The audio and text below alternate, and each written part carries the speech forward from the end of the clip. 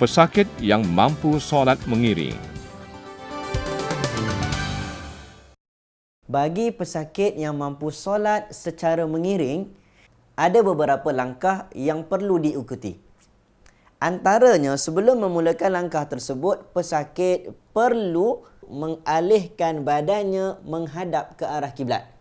Sebagai contoh, ni bahu kanan, maka pesakit mengalihkan badannya ke arah kiblat.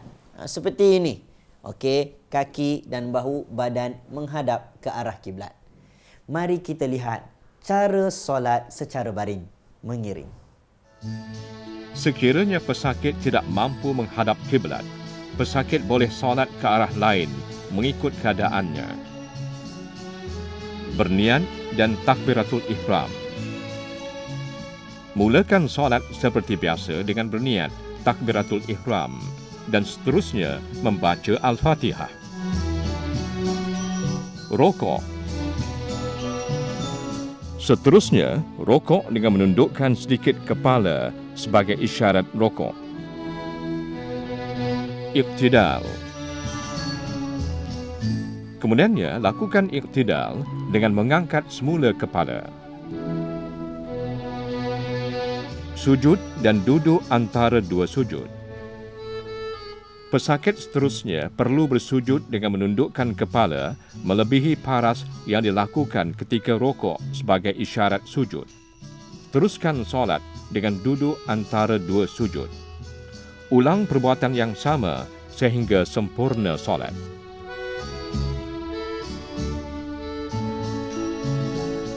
Melakukan tasyahud. Untuk rakaat kedua dan rakaat akhir, pesakit hendaklah melakukan tasyahud dengan mengangkat kepala seperti permulaan solat tadi.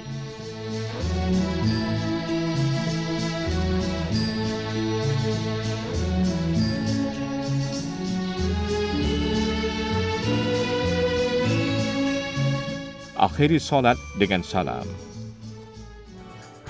Pesakit yang mampu solat terlentang. Ini pula solat dalam keadaan terlentang. Okey, pesakit dalam keadaan terlentang, maka pergerakannya agak terbatas. Pesakit boleh menggunakan isyarat. Okey, bagaimana nak guna isyarat? Boleh menggunakan kepala sebagai isyarat pergerakan solat. Ini satu. Nombor dua, pesakit juga boleh menggunakan mata sebagai isyarat pergerakan dalam solat. Namun kalaulah kepala tidak mampu ataupun mata pun tidak mampu untuk digerakkan, jangan risau. Hati masih boleh digerakkan. Bagaimana hati digerakkan? Dengan memberi isyarat bahawa petunjuk aku sedang melakukan pergerakan-pergerakan dalam solat. Ini kaedah solat secara terlentang. Dan pesakit apabila dia dalam keadaan terlentang, solat dalam keadaan terlentang, maka sebolehnya ditinggikan sedikit. Maksudnya ditinggikan sedikit kepalanya menghadap ke arah kiblat. Bagi contoh, kiblat arah sana. Kiblat arah sana. Maka ditinggikan sedikit bahagian kepala supaya muka menghadap ke arah kiblat.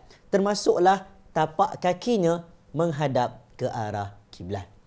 Namun jika tidak mampu, pesakit boleh mendirikan solat sekadar yang termampu mengikut kemampuannya. Berikut adalah langkah-langkah yang perlu kita ikuti. Pesakit yang mampu solat terlentang menggunakan isyarat kepala. Berniat dan takbiratul ihram. Bagi pesakit yang mampu solat terlentang menggunakan isyarat kepala, mulakanlah solat seperti biasa dengan berniat, takbiratul ihram dan seterusnya membaca Al-Fatihah. Rokok. Seterusnya, pesakit bolehlah bertakbir sambil rokok dengan menundukkan sedikit kepala sebagai isyarat rokok. Iktidal. Pesakit akan melakukan iktidal dengan mengangkat kepala seperti permulaan tadi sebagai isyarat iktidal.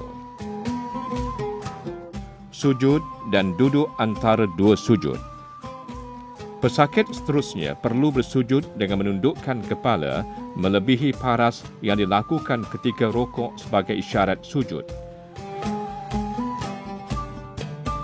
Teruskan solat dengan duduk antara dua sujud. Ulang perbuatan yang sama sehingga sempurna solat.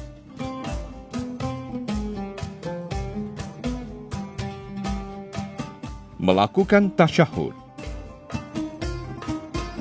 Untuk rakaat kedua dan rakaat akhir, pesakit hendaklah melakukan tasyahud dengan mengangkat kepala seperti permulaan solat tadi.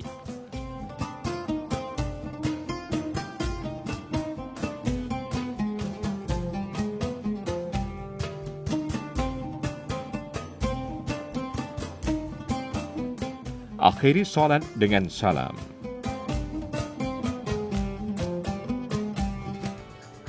Pesakit yang mampu solat terlentang menggunakan isyarat mata. Berniat dan takbiratul ihram. Bagi pesakit yang mampu solat terlentang menggunakan isyarat mata, mulakan solat seperti biasa dengan berniat takbiratul ihram dan seterusnya membaca Al-Fatihah. Rokok. Seterusnya, pesakit bolehlah bertakbir sambil menutup separuh kelopak mata sebagai isyarat rokok. Iktidal. Pesakit akan melakukan iktidal dengan membuka kembali kelopak mata seperti di permulaan solat. Sujud dan duduk antara dua sujud. Kemudian pejamkan kelopak mata keseluruhannya sebagai isyarat sujud. Pesakit hendaklah membuka kembali kelopak mata seperti di permulaan solat sebagai isyarat duduk di antara dua sujud. Ulang perbuatan yang sama sehingga sempurna solat. Melakukan tasyahud. Untuk rakaat kedua dan rakaat akhir, pesakit hendaklah melakukan duduk tasyahud dengan membuka kelopak mata sepenuhnya. Akhiri solat dengan salam. Panduan umum. Sekiranya terdapat masalah ruang untuk solat, pesakit hendaklah memanfaatkan ruang yang ada untuk melakukan solat secara sempurna. Cari tempat dan waktu yang sesuai untuk melakukan solat tanpa menyebabkan gangguan terhadap orang lain. Sekiranya pesakit benar-benar menghadapi masalah ruang yang sempit sehingga tidak boleh dilakukan rokok dan sujud seperti biasa, lakukan solat dalam keadaan berdiri dan memadai dilakukan rokok dan sujud dengan menundukkan badan dan kepala sebolehnya bersesuaian dengan keadaan ruang di tempat tersebut.